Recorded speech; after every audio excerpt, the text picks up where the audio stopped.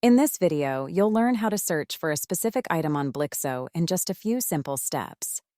There are 3 ways to search, including by item name, item ID, and item number. Each of these methods supports searching with both partial text and full text. Let's get started. To begin, let's navigate to the Settings section. Next, click on the Items field to access the items list. First of all, I will demonstrate how to search for an item by its name. Full text? Correct. Partial text? Correct. Next, let's try with its ID. Search with full text.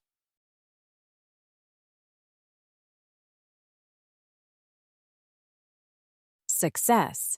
And partial text.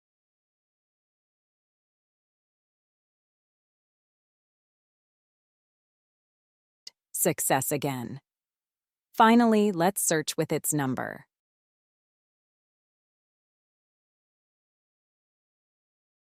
Full text, it works. Partial text? Working correctly. Voila! You have successfully searched for a specific item in just a few easy steps. Want to learn more tips and tricks on how to use Blixo? Please like and subscribe. Not a Blixo customer yet? Want to grow sales, manage subscriptions, improve retention, and automate accounting?